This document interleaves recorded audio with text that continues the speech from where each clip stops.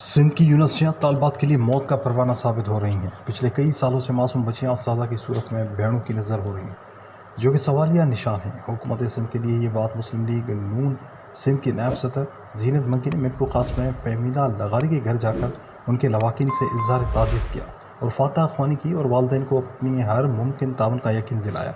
उन्होंने कहा कि इस दुख की घड़ी में पाकिस्तान मुस्लिम लीग नून आपके साथ खड़ी है और इंशाअल्लाह मुजरिमों को सज़ा दिलाने में हम अपना भरपूर किरदार अदा करेंगे।